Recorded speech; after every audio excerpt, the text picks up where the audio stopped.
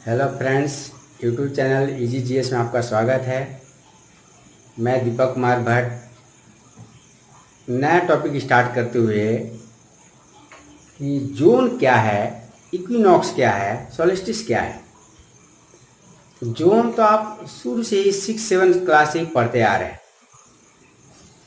कि जोन मतलब होता है कटिबंध। कितना बार पढ़े हैं, उष्ण कटिबंध, शीतोष्ण कटिबंध और भी कई सारे कटिबंध हैं। लेकिन जोन होता क्या है उस पर ज़रा हम लोग गौर करें। फिर इसकी उत्पत्ति कैसे होती है जोन की, क्यों ऐसा ही नाम पड़ा, इस के बारे में चर्चा करें। जोन मतलब होता है कटिबंध। इसके बाद इक्विनॉक्स, जो कि आपको पिछला क्लास में भी कई क्लासे में चर्चा हुई है, विश्व के बारे में, दिन और रात बराबर होने के बारे में। फिर सोलिस्टिस के बारे में चर्चा हुई, अर्थात कब उत्तरी गोलार्ध में बड़ा दिन होता है और उसी समय दक्षिणी गोलार्ध में बड़ी रात होती है। फिर कब उत्तरी गोलार्ध में बड़ी रात होती है और छोटा दिन होता है, इसकी चर्चा होगी। फिलहाल आते हैं जोन किसे कहते हैं उस पे। तो दो अक्षांश रेखाओं के बीच का क्षेत्र को ही जोन कहते हैं या कटिबंध कहते हैं। और वो कोई जरूरी नहीं है कि जो अक्षांश रेखाएं हमने यहाँ पर लिख दी है वही फिक्स है, नहीं। कोई भी दो अक्षांश रेखाओं के बीच का क्षेत्र को जोन कहा जाता है। तो कुछ महत्वपूर्ण जो अक्षांश मैंने पहले भी पढ़ाया था, उन्हीं के बारे में हमने एग्जाम्पल के रूप में प्रस्तुत किया है। लेकिन आप किसी भी दो अक्षांश रेखाओं के बीच के क्षेत्र को जोन या कटिबंध कह सकते हैं। जैसे देखिए, मैंने इसका डिफिनेशन में लिख दिया, परिभाषा में लिखा है जोन या कटिबंध किन्हीं दो अक्षांश रेखाओं, कोई भी दो अक्षांश रेखाएं हो सकती है। जैसे 5 डिग्री अक्षांश से 10 डिग्री अक्षांश, 10 डिग्री अक्षांश से 20 डिग्री अक्षांश, इन दोनों के बीच का जो क्षेत्र है, क्षेत्रफल है या क्षेत्र है या एरिया है, उसी को जोन कहते हैं। तो फिर से देखिए इसका डिफिनेशन, किन्हीं दो अक्षांश रेखाओं, अक्षांश रेखाएं कोई भी हो सकती है, दो रेखाएं के बीच के क्षेत्र को कटिबंध या जोन कहते हैं। पहले भी हम लोग 4-5 महत्वपूर्ण अक्षांश रेखाएं हैं, उनके बारे में चर्चा कर चुके हैं। उनको फिर से हम दोहराना चाह रहे हैं और उसी के बीच का क्षेत्र को हम लोग जोन कहेंगे। तो देखिए, विषुवत रेखा या इक्वेटर के बारे में बहुत पहले से हम लोग पढ़ते आ रहे हैं। विषुवत रेखा से ही सारे अक्षांश रेखाओं को खींचा गया है, इसलिए इसको होना तो बहुत जरूरी है। विषुवत रेखा के अलावे कर्क रेखा और मकर रेखा, ये दोनों की भी चर्चा पहले हो चुकी है। कर्क रेखा 23.5 डिग्री नॉर्थ को कहेंगे और 23.5 डिग्री साउथ को कहेंगे मकर रेखा। अब इन दोनों के बीच का क्षेत्र, विषुवत रेखा प्लस कर्क रेखा के बीच का क्षेत्र और विषुवत रेखा और मकर रेखा के बीच का क्षेत्र, ये भी जोन होगा। ये जो क्षेत्र है ये एक जोन होगा और ये भी एक जोन होगा, क्योंकि दो अक्षांश रेखाओं के बीच का क्षेत्र है। लेकिन दोनों को उष्ण कटिबंध क्यों कहते हैं, इस पे जरा गौर कीजिए। दोनों को उष्ण कटिबंध कहने का कारण यह है कि दोनों जगहों पर विषुवत रेखा के ऊपर और नीचे, उत्तरी गोलार्ध में और निचली गोलार्ध में काफी गर्मी पड़ती है। इसलिए इस क्षेत्र, दोनों के बीच का क्षेत्र को, माने कर्क रेखा और मकर रेखा के बीच के क्षेत्र को उष्ण कटिबंध कहते हैं। उष्ण कटिबंध को इंग्लिश में क्या कहते हैं, यहाँ हमने लिख दिया है ट्रॉपिकल जोन। और जोन को रीजन भी आप कह सकते हैं, रीजन का मतलब होता है क्षेत्र। तो कटिबंध कहिए या क्षेत्र कहिए, both are same. Tropical zone या रीजन इसको कहेंगे और इसको टॉरिड जोन भी कहते हैं। क्या कहते हैं? Torrid zone. अब ट्रॉपिकल रीजन, ट्रॉपिकल क्यों कहते हैं? क्योंकि आप आगे भी देख रहे हैं कि कर्क रेखा को भी ट्रॉपिक ऑफ कैंसर कहते हैं, वहां भी ट्रॉपिक शब्द जुड़ा हुआ है। मकर रेखा को भी ट्रॉपिक ऑफ कैप्रिकॉर्न कहते हैं, यहाँ भी ट्रॉपिक शब्द जुड़ा हुआ है। तो ट्रॉपिक का मतलब क्या होता है? ट्रॉपिक एक ग्रीस वर्ड है, यूनानी वर्ड है, और जिसका मतलब होता है टू टर्न या चेंज द डायरेक्शन, डायरेक्शन को चेंज करना, वहां से डायरेक्शन चेंज होता है। अर्थात ऐसा कोई बिंदु या ऐसा कोई लाइन जहां पे कोई जाता हो और फिर लौट करके आ जाता हो, या उसके बीच के क्षेत्र में हमेशा आवागमन करता हो, उसी जगह को टॉपिक कह सकते हैं आप, या टू टर्न कह सकते हैं। यहाँ भी सेम चीजें वही होती है। सूर्य जो है वो इन कर्क रेखा और मकर रेखाओं के बीच ही हमेशा आवागमन करता रहता है, अप एंड डाउन करता रहता है, इसीलिए इसका नाम पड़ गया ट्रॉपिकल जोन। अब यहाँ सूरज है, जैसा कि पहले आगे हम चर्चा करेंगे, पहले भी इसके बारे में चर्चा हो चुकी है। इक्विनॉक्स में होता क्या है, 21 मार्च और 23 सितंबर दिन और रात बराबर होते हैं। इसका मतलब है कि 21 मार्च और 23 सितंबर को इक्वेटर पर सूरज चमकेगा। तो सूरज चमकेगा तो कहीं ना कहीं 21 मार्च के बाद तो जाएगा। 21 मार्च को जब इक्वेटर पर चमक रहा है तो उसके बाद इस क्षेत्र में जाएगा, और फिर यहाँ से वापस आएगा, फिर यहाँ से यहाँ आएगा, तो बराबर इन जगहों पर आकर को टर्न करता है, इसीलिए उसका नाम पड़ गया ट्रॉपिक। अब एक ट्रॉपिकल जोन के आसपास के एरिया को उष्णकटिबंध या ट्रॉपिकल जोन कहते हैं। ट्रॉपिक के आसपास के एरिया को ट्रॉपिकल जोन कहते हैं। उसके बाद एक और जोन आता है। उसके बाद भी एक महत्वपूर्ण अक्षांश रेखा है जिसको कि हम लोग पहले भी कहते हैं आर्कटिक सर्कल या आर्कटिक वृत्त। उसी आर्कटिक वृत्त को उत्तरी ध्रुव वृत्त भी कहा जाता है। उसी तरह से जब उत्तरी गोलार्ध में उत्तरी ध्रुव वृत्त हुआ, अर्थात उत्तरी ध्रुव यहाँ पर नॉर्थ पोल है, तो नॉर्थ पोल के नाम पर इसका उत्तरी ध्रुव वृत्त नाम पड़ गया। तो दक्षिण में भी वैसा ही सेम लैटिट्यूड, उतना ही डिग्री अक्षांश को दक्षिण ध्रुव कहा जाएगा। इस जोन को कर्क रेखा से उत्तरी ध्रुव वाला जोन या मकर रेखा से दक्षिणी ध्रुव वाला जोन को कहते हैं टेम्परेट जोन, और टेम्परेट जोन को शीतोष्ण कटिबंध कहते हैं। दोनों तरफ मैंने लिख दिया है शीतोष्ण कटिबंध। यहाँ पर एक और आपको कंफ्यूजन वाली बातें हैं जो बार बार आपको कंफ्यूजन पैदा करती है कि इस जोन को ट्रॉपिकल जोन कहें, सॉरी टेम्परेट जोन कहें या सब ट्रॉपिकल जोन कहें, इसमें कंफ्यूजन हो जाती है बार बार। तो आप एकदम बिल्कुल कंफर्मली आप समझ लीजिए कि इस जोन को माने कर्क रेखा और उत्तरी ध्रुव वृत्त को के जोन को हमेशा टेम्परेट जोन ही कहते हैं, शीतोष्ण कटिबंधी कहते हैं।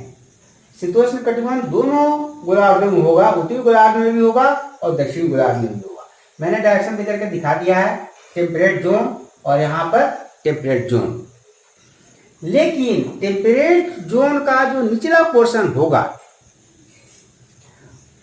उत्तरी गोलार्ध में निचला पोर्शन और दक्षिणी गोलार्ध में ऊपर वाला पोर्शन, उसको सब ट्रॉपिकल जोन कहते हैं। सब ट्रॉपिकल जोन यहाँ पर मैंने लिखा है, ट्रॉपिकल जोन में काफी गर्मी पड़ेगी, नो डाउट, क्योंकि सूरज यहाँ से यहाँ तक ही गमन करता है। इस जोन में काफी गर्मी पड़ेगी और इसके जस्ट सटा हुआ जोन में थोड़ी कम गर्मी पड़ती है, इसलिए सब ट्रॉपिकल लिखा हुआ है। जैसे कि कैसे होता है कि प्राइम मिनिस्टर के असिस्टेंट एक हो जाते हैं उप प्रधानमंत्री या डिप्टी प्राइम मिनिस्टर, उसी तरह से यहाँ भी है, इससे कम गर्मी पड़ने वाला क्षेत्र को सब ट्रॉपिकल जोन कहेंगे। सब tropical is a part of temperate zone. Temperate zone का एक पार्ट है सब ट्रॉपिकल जोन, जो कि ट्रॉपिकल जोन के बिल्कुल सटा हुआ है, दोनों साइड, उत्तरी गोलार्ध में भी और दक्षिणी गोलार्ध में भी। तो आप यहाँ पे कंफ्यूजन नहीं होनी चाहिए। यहाँ पे थोड़ा सा, यहाँ बहुत ज्यादा गर्मी पड़ेगी, यहाँ थोड़ा कम गर्मी पड़ेगी, और यहाँ पर बिल्कुल सदाबहार टेम्परेचर रहता है, तापमान रहता है। यहाँ पर न ज्यादा गर्मी पड़ती है और न ज्यादा ठंडा पड़ता है। उसके बाद ऊपर में, इससे ऊपर या नीचे आर्कटिक सर्कल या अंटार्कटिक सर्कल, जिसको कि हमने उत्तरी ध्रुव वृत्त और दक्षिणी ध्रुव वृत्त लिखा है, आर्कटिक सर्कल से ऊपर और अंटार्कटिक सर्कल से नीचे काफी ज्यादा ठंड पड़ती है, बर्फीली हवाएं हमेशा चलते रहती है। तो उस जोन को कहते हैं शीत कटिबंध। हमेशा इधर से हवाएं, इस कटिबंध से हवाएं इक्वेटर की तरफ चलती है, जो कि अगले क्लास में हम लोग कभी दूसरे क्लास में चर्चा करेंगे। तो बहुत व्यापक चर्चा का विषय है। इसी से पवनों का निर्धारण होता है, विंड का निर्धारण होता है। फिर से उसी का विस्तार रूप से हम लोग मानसून के बारे में पढ़ेंगे। इसलिए इन चीज़ों की जानकारी अभी अति आवश्यक है। अब यहाँ पर मैंने लिख दिया है कि सब टॉपिक मतलब उपोष्ण। उपोष्ण का मतलब ही होता है उष्ण, उष्ण से कम गर्मी से, बहुत ज्यादा गर्मी वाला क्षेत्र से थोड़ा कम गर्मी वाला क्षेत्र उपोष्ण है। कहाँ से कहाँ तक है? 23.5 डिग्री। 23.5 का मतलब होता है 23.5 डिग्री। 23.5 डिग्री का मतलब होता है कर्क रेखा या मकर रेखा। 23.5 डिग्री से 40 डिग्री लैटिट्यूड के बीच में ये क्षेत्र है, जो कि सब ट्रॉपिकल जोन कहते हैं। मैंने यहाँ पर लिख दिया है सब ट्रॉपिक। इसका भी मैंने यहाँ पर 40 डिग्री लैटिट्यूड, यहाँ पर 40 डिग्री नॉर्थ लैटिट्यूड गलती से लिखा गया है। 40 डिग्री नॉर्थ, ये नॉर्थ है, और 40 डिग्री साउथ। तो इसी जोन को कहते हैं सब ट्रॉपिकल जोन। मैंने लिख दिया है टेम्परेट जोन। टेम्परेट जोन के बारे में तो ऑलरेडी लिख दिया मैंने कि शीतोष्ण कटिबंध कहाँ से कहाँ तक है? 23.5 डिग्री से 66.5 डिग्री तक है। अब इस जोन का जो हम लोग बाद में यूज करेंगे, इसके बाद इसी के आधार पर थोड़ा चर्चा करते हैं इक्विनॉक्स का।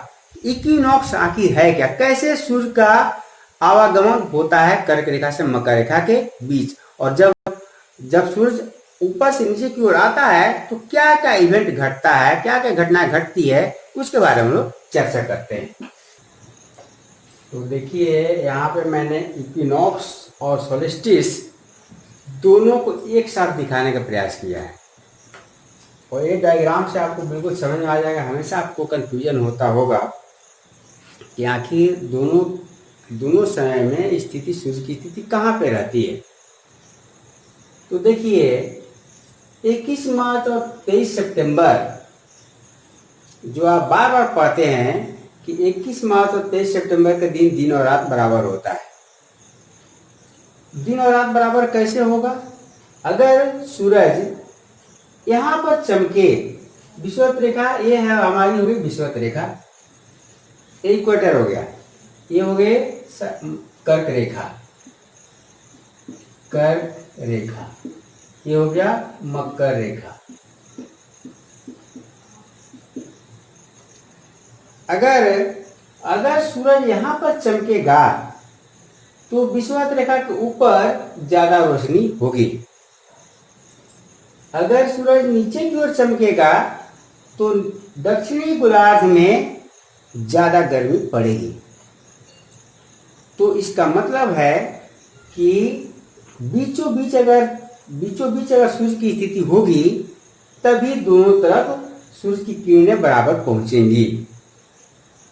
अदरवाइज अगर उत्तरी गोलार्ध की तरफ रहेगा तो उत्तरी गोलार्ध पर सूरज की किरणें लंबवत पड़ेगी। यहाँ पर दिखाने का मतलब है ऐसे सूरज की चमक रहा होगा, डायरेक्ट इस पर सनरेज पड़ रहा होगा। यहाँ तक सूर्य की किरणें नहीं पहुंच पाएगी, इधर ज्यादा गर्मी पड़ेगा और इधर कम गर्मी पड़ेगा इक्वेटर के आसपास में। तो 21 मार्च के दिन सूर्य की स्थिति इक्वेटर पर होती है, और फिर 23 सितंबर के दिन भी सूर्य की स्थिति इक्वेटर पर होती है। इसी को कहते हैं इक्विनॉक्स। विषुव का मतलब होता है समान दिन होना। विषुव का मीनिंग है समान दिन और रात। समान दिन दोनों तरफ, मतलब ये है कि 12 घंटे का दिन उत्तरी गोलार्ध में भी और 12 घंटे का दिन दक्षिणी गोलार्ध में भी होगा। तो 12 घंटे का दिन उत्तरी गोलार्ध में होगा तो 12 घंटे की रात भी होगी। क्वेश्चन पूछा जा सकता है कि अब दिन के जगह पे रात क्वेश्चन पूछ दिया जाए कि किस डेट को दोनों गोलार्धों में 12 घंटे की रात होगी। अब समान दिन का ना पूछ करके रात के बारे में पूछ दिया गया और 12 घंटे का पूछ दिया। ये नहीं कहा जा रहा है कि समान और दिन और रात, बल्कि 12 घंटे की रात होगी। तो इसका मतलब है कि 12 घंटे की रात होगी, दैट मीन्स 12 घंटे का दिन भी होगा, अर्थात दिन और रात बराबर होगी, उसी के बारे में पूछा जा रहा है। तो वो कब होगा? 21 मार्च और 23 सितंबर। अब 21 मार्च के बाद की स्थिति क्या होती है? 21 मार्च के बाद सूर्य जो है वो उत्तरी गोलार्ध में गमन करना शुरू कर देता है और कर्क रेखा की ओर वो बढ़ रहा है।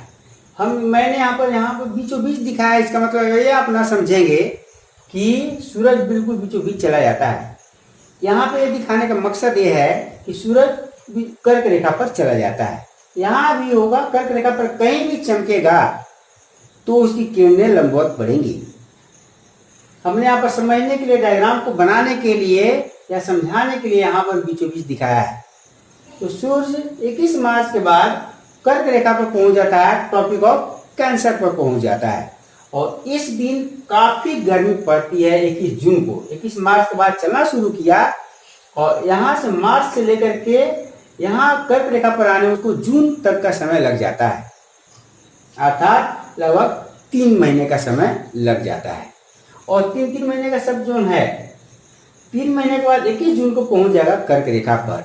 21 जून को जब पहुंचेगा तो यहाँ पर काफी प्रचंड गर्मी पड़ती है। आप देख रहे होंगे कि अपने भारत में भी काफी गर्मी पड़ती है जून के महीने में, और तभी मानसून आता है। जब ज्यादा गर्मी पड़ेगी तभी मानसून का आगमन होगा।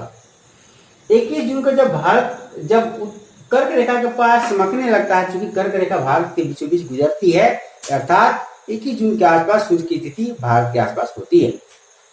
तो भारत में लंबवत किरणें पड़ रही हैं, जिसको कि हमने यहाँ पे समझाया है। देखिए, ये है कर्क रेखा, यहाँ सूर्य की किरणें यहाँ पे इसके सामने हो गई तो बिल्कुल लंबवत किरणें पड़ रही है, जबकि दक्षिण गोलार्ध में सीधे तिरछी किरणें पड़ रही है। मकर रेखा के पास तिरछी किरणें पड़ रही है और यहाँ पर तो और भी तिरछी हो जाएगी। यहाँ पर तो बहुत कम रोशनी पहुंचती ही नहीं है। और आप टॉर्च की जला करके देखते हैं कि बिल्कुल टॉर्च के सामने एकदम डायरेक्ट पूरा ज्यादा उजाला होता है, ज्यादा किरणें पड़ती है, जबकि आसपास में किरणें फैली हुई तिरछी पड़ती है, क्योंकि वहां पे कम ब्राइटनेस होता है। यहाँ भी सेम कंडीशन है। यहाँ पर जब सूरज 21 जून के पास पहुंचा तो यहाँ सबसे बड़ा दिन, उत्तरी गोलार्ध का सबसे बड़ा दिन इसी दिन को होता है और उसी को कहते हैं संक्रांति। तो कर्क रेखा पर पहुंचा तो कर्क संक्रांति, और वो दिन उसको समर सोल्स्टिस कहते हैं, क्योंकि वो दिन समर सीजन का होता है और समर सीजन में सबसे बड़ा दिन है, इसीलिए इसको कहते हैं समर सोल्स्टिस, मतलब कर्क संक्रांति। तो कर्क संक्रांति के दिन क्वेश्चन पूछे जाते हैं बार बार। यूपीएससी का क्वेश्चन है, सिविल सर्विसेज का क्वेश्चन है, सारे एग्जाम में पूछे जाते हैं कि समर सोल्स्टिस के दिन, कर्क संक्रांति के दिन सबसे बड़ा दिन होता है। तो पूछ दिया जाए कि कब उत्तरी गोलार्ध में सबसे बड़ा दिन होता है।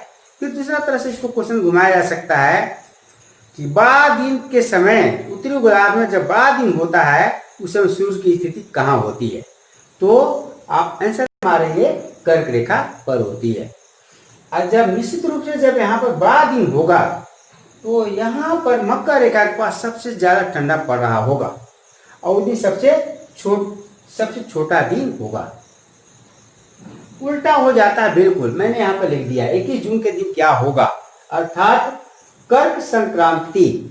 कर्क रेखा के पास सूर्य है, इसलिए कर्क संक्रांति। कर्क संक्रांति के दिन होता क्या है, 21 जून को क्या होता है, तो लिख दिया उत्तरी गोलार्ध में क्या होगी, लंबवत किरणें पड़ेंगी। बिल्कुल इसी डायरेक्शन पर, यही पर है ही है सूर्य, लंबवत किरण पड़ती है, इसलिए क्या होता है, दिन बड़ा होगा और रात छोटी होगी।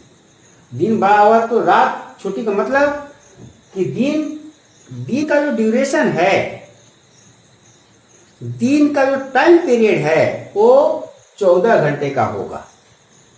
दिन बड़ा होगा, दैट मीन्स उसका समय अवधि ज्यादा होगी। और जब 14 घंटे का दिन होगा, हमारे भारत के परिप्रेक्ष्य में बोलते हैं, और तो दूसरी स्थिति होगी, और जैसे जैसे पोल के पास जाएंगे वो दूसरी स्थिति होती जाएगी। लेकिन 14 घंटे का यहाँ पर दिन होगा और इस पूरे जोन में 14 घंटे का दिन होता है, तो 10 घंटे की रात होती है। सबसे बड़ा दिन कब होगा? 21 जून को। उसी समय दक्षिण गोलार्ध की क्या स्थिति है ये भी मैंने लिख दी है। 21 जून के दिन जिस समय भारत के उत्तरी गोलार्ध में सबसे बड़ा दिन होता है, उस दिन दक्षिण गोलार्ध में चूंकि तिरछी किरणें पड़ती है, इसलिए उस दिन रातें बड़ी होंगी, दिन सबसे छोटा होगा। यहाँ पर रातें बड़ी लिख दी है मैंने, इसका मतलब सबसे बड़ी। यहाँ पर मैंने दिन बड़ा लिखा, इसका मतलब सबसे बड़ा दिन होगा।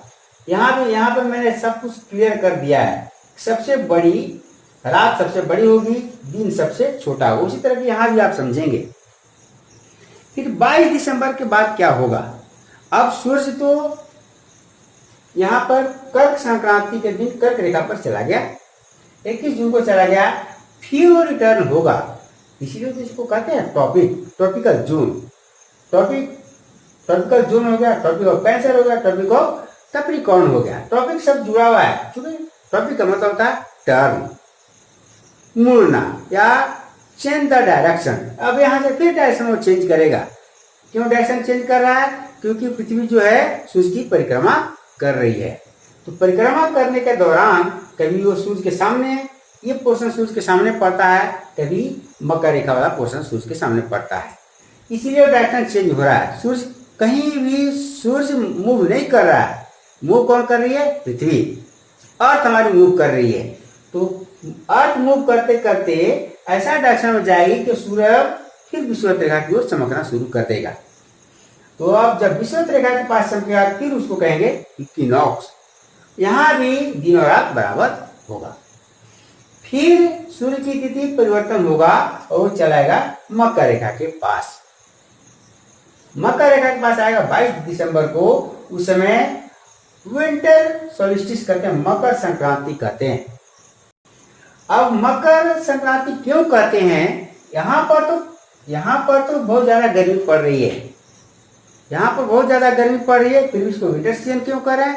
विंटर सीजन हम लोग कहते हैं। इंडियन लोगों के या उत्तरी गोलार्ध के लोगों के परिप्रेक्ष्य की बातें हो रही है। उत्तरी गोलार्ध में चूंकि पूरा वर्ल्ड पर कब्जा था ब्रिटेन का, ब्रिटेन उत्तरी गोलार्ध में पड़ता है, इसलिए उसने पूरा वर्ल्ड का टाइम का एनालिसिस अपने अनुसार किया।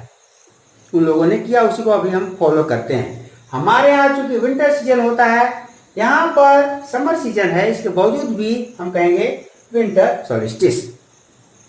और फिर इस दिन 22 दिसंबर के बाद जैसे जैसे जैसे सूरज ऊपर की ओर बढ़ेगा, उत्तर की ओर बढ़ेगा, यहाँ से आप डायरेक्शन ये भी समझें, यहाँ से मैंने समझाने के लिए लिखा है, यहाँ से इसका ये डायरेक्शन शुरू हो जाता है, फिर यहाँ पर चला आता है।